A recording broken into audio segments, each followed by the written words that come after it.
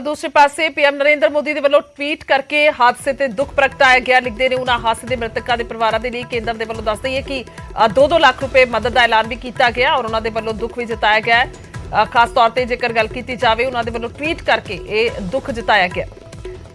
ਉਹਨਾਂ ਦੀ ਇੱਕ ਫੈਕਟਰੀ ਦੇ ਵਿੱਚ ਹਾਦਸਾ ਹੋਇਆ ਦੁਖਦਾਈ ਹੈ। ਜਿਨ੍ਹਾਂ ਲੋਕਾਂ ਦੀ ਹਾਦਸੇ 'ਚ ਜਾਨ ਗਈ ਉਹਨਾਂ ਦੇ ਪਰਿਵਾਰਾਂ ਪ੍ਰਤੀ ਮੇਰੀ ਸੰਵੇਦਨਾ ਹੈ। ਇਸ ਦੇ ਨਾਲ ਹੀ ਮੈਂ ਹਾਦਸੇ ਦੇ ਵਿੱਚ ਜ਼ਖਮੀਆਂ ਦੇ ਜਲਦੀ ਠੀਕ ਹੋਣ ਦੀ ਕਾਮਨਾ ਕਰਦਾ। ਸੋ ਇਹ ਟਵੀਟ ਨਰਿੰਦਰ ਮੋਦੀ ਪੀਐਮ ਨਰਿੰਦਰ ਮੋਦੀ ਕਰਦੇ ਨੇ।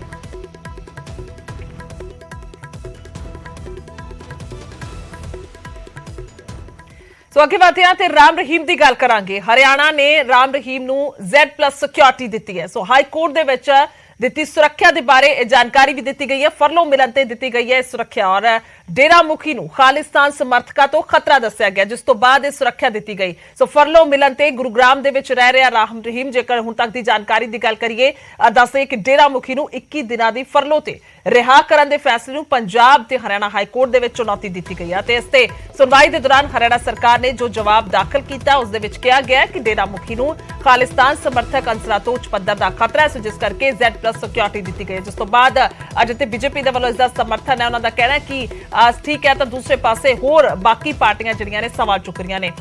ਰਾਮ ਰਹੀਮ ਨੂੰ Z+ ਸਿਕਿਉਰਿਟੀ ਦਿੱਤੀ ਗਈ ਹੈ। ਖਾਸ ਗੱਲ ਇਹ ਵੀ ਹੈ ਕਿ ਜਦੋਂ ਪੰਜਾਬ ਪੁਲਿਸ ਰਾਮ ਰਹੀਮ ਨੂੰ ਪ੍ਰੋਡਕਸ਼ਨ ਵਾਰੰਟ ਤੇ ਲਿਆਉਣਾ ਚਾਹੁੰਦੀ ਸੀ ਤਾਂ ਉਸ ਵੇਲੇ ਰਾਮ ਰਹੀਮ ਦੇ ਵਕੀਲਾਂ ਨੇ ਸੁਰੱਖਿਆ ਦੇ ਨਾਲ ਜੁੜੇ ਸਵਾਲ ਚੁੱਕੇ ਸਨ ਅਤੇ ਹਾਈ ਕੋਰਟ ਨੇ ਪੰਜਾਬ ਸਰਕਾਰ ਨੂੰ ਜੇਲ੍ਹ ਦੇ ਵਿੱਚ ਹੀ ਪੁੱਛਗਿੱਛ ਕਰਨ ਦੇ ਲਈ ਕਹਿ ਦਿੱਤਾ ਸੀ। ਸੋ ਸਾਰਾ ਇਹ ਮਸਲਾ ਜਿਹੜਾ ਸੁਭਾਵਿਕ ਤੌਰ ਤੇ ਨਜ਼ਰ ਆ ਰਿਹਾ ਕਿ ਆਖਰਕਾਰ ਕਿਵੇਂ ਜਿਹੜਾ ਉਹ ਜੇਲ੍ਹ ਦੇ ਵਿੱਚੋਂ ਰਿਹਾ ਕੀਤਾ ਗਿਆ। ਤਾਂ ਫਿਲਹਾਲ ਜਿਹੜੀ ਜਾਣਕਾਰੀ ਆਉਂਦੀ ਹੈ ਕਿ Z+ ਸਿਕਿਉਰਿਟੀ ਦਿੱਤੀ ਗਈ ਹੈ ਔਰ ਤਰਕ ਜਿਹੜੇ ਕੋਰਟ ਦੇ ਵਿੱਚ ਦਿੱਤੇ ਗਏ ਨੇ ਸਿਕਿਉਰਿਟੀ ਦੇ ਲਈ ਉਹ ਇਹ ਦਿੱਤੇ ਗਏ ਨੇ ਕਿ ਖਾਲਿਸਤਾਨੀ ਸਮਰਥਕਾਂ ਤੋਂ ਰਾਮ ਰਹੀਮ ਨੂੰ ਜਿਹੜਾ ਉਹ ਜਾਨ ਦਾ ਖਤਰਾ ਹੈ, ਜਿਸ ਤੋਂ ਬਾਅਦ ਇਹ Z+ ਸਿਕਿਉਰਿਟੀ ਜਿਹੜੀ ਹੈ ਅਪਰੂਵ ਵੀ ਹੋਈ ਹੈ।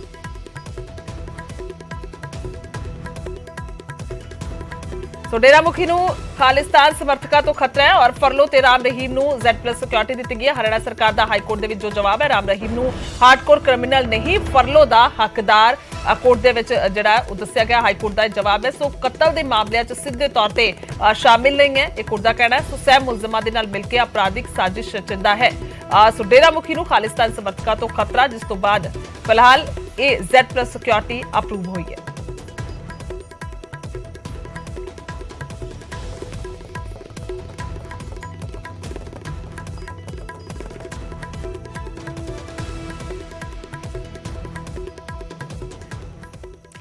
ਸੋ ਪੱਤਰਕਾਰ ਰਾਮਚੰਦਰ ਛਤਰਪਤੀ ਦੇ ਬੇਟੇ ਨੇ ਰਾਮ ਰਹੀਮ ਨੂੰ Z+ ਸਿਕਿਉਰਿਟੀ ਦੇਣ ਤੇ ਸਵਾਲ ਚੁੱਕੇ ਨੇ। ਤਾਂ ਬੀਜੇਪੀ ਦਾ ਤਰਕ ਹੈ ਕਿ ਹਰਿਆਣਾ ਸਰਕਾਰ ਕਾਨੂੰਨ ਦੇ ਮੁਤਾबिक अपना काम कर रही है।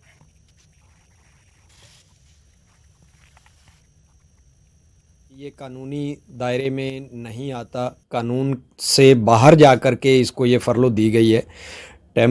Good conduct temporary prisoners release act का जो हवाला दिया गया हाई कोर्ट के अंदर, जो जवाब फाइल किया है पिटीशन में हरियाणा सरकार में, उसमें बार बार ये कहा जा रहा है कि हमने गुड कंडक्ट के तहत ये दिया और दूसरा ये कहा गया कि वो हार्डकोर क्रिमिनल की श्रेणी में नहीं आता क्योंकि वो आपराधिक षड्यंत्र रचने में शामिल है, सीधे तौर पर हत्याओं में शामिल नहीं है। तो सीधा सीधा सवाल ये है कि एक व्यक्ति जो इतने लंबे समय तक जब बाहर रहा तो सरकार के लिए, लॉ एंड ऑर्डर के लिए सिरदर्दी बना रहा, जब उसको सलाखों के पीछे धकेला जाना था 2017 में तो 3 स्टेट्स के अंदर दंगे हुए, हत्याओं और बलात्कारों के मामले में सज़ा काट रहा है।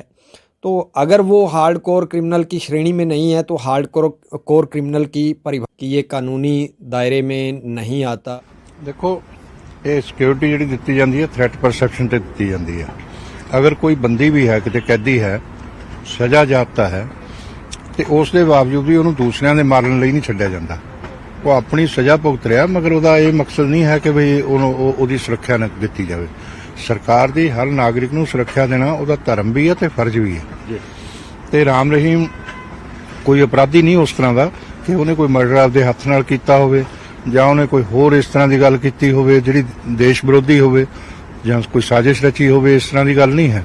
ਇਹ ਠੀਕ ਆ ਕਿ ਉਹਨਾਂ ਦੀ ਉਸ ਕੇਸ ਦੇ ਨਾਲ ਕਿ ਇਹਨਾਂ ਨੇ ਸਾਜ਼ਿਸ਼ ਰਚੀ, ਇਸ ਤਰ੍ਹਾਂ ਦੀ ਗੱਲ ਦਿਖਾਈ ਗਈ ਹੈ ਤੇ ਇਸ ਕਰਕੇ ਉਹਨਾਂ ਨੂੰ ਸੁਰੱਖਿਆ ਦੇਣਾ, ਉਹਨਾਂ ਦੇ ਪੈਰੋਕਾਰ ਕਰੋੜਾਂ ਦੀ ਤਾਦਾਦ 'ਚ ਨੇ ਤੇ ਬਹੁਤ ਜ਼ਰੂਰੀ ਸੀ ਔਰ ਕਾਨੂੰਨ ਦੇ ਮੁਤਾਬਕ ਉਹਨਾਂ ਨੂੰ ਫਰਲੋ ਮਿਲੀ ਆ। 3 ਸਾਲ ਤੋਂ ਬਾਅਦ ਕਿਸੇ ਵੀ ਬੰਦੀ ਨੂੰ ਅਧਿਕਾਰ ਆ ਜੇਲ੍ਹ ਮੈਨੂਅਲ ਦੇ ਹਿਸਾਬ ਨਾਲ ਆ। ਤੇ ਜੇ ਇਹ ਇੱਕ ਸੈਕਸ਼ਨ ਆਫ ਦਾ ਸੁਸਾਇਟੀ ਕੁਝ ਲੋਕ ਕਹਿਣ ਕਿ ਅਸੀਂ ਤਾਂ ਇਹਦੇ ਵਿਰੋਧੀ ਹਾਂ ਜੀ, ਇਹਨੂੰ ਕਿਉਂ ਫਰਲੋ ਮਿਲ ਗਈ ਜੀ, ਲੋਕ ਕਿਸੇ ਦੇ ਕਹਿਣ ਤੇ, ਮੇਰੇ ਜਾਂ ਤੁਹਾਡੇ ਕਹਿਣ ਤੇ ਸੰਵਿਧਾਨਕ ਸੰਸਥਾਵਾਂ ਕਾਨੂੰਨ ਇਹ ਨਹੀਂ ਕੰਮ ਕਰਦੇ ਹੈਗੇ। ਇਹ ਕਾਨੂੰਨ ਦੇ ਮੁਤਾਬਕ ਕਰਦੇ ਆ। ਹਰ ਨਾਗਰਿਕ ਨੂੰ ਬਰਾਬਰ ਦਾ ਅਧਿਕਾਰ ਆ, ਕਿਸੇ ਨੂੰ ਸਪੈਸ਼ਲ ਸਟੇਟਸ ਨਹੀਂ, ਕਿਸੇ ਨੂੰ ਘੱਟ ਨਹੀਂ। ਤੇ ਰਾਮ ਰਹੀਮ ਜੀ ਨਾਲ ਇਦਾਂ ਹੀ ਡੀਲ ਕੀਤਾ ਗਿਆ।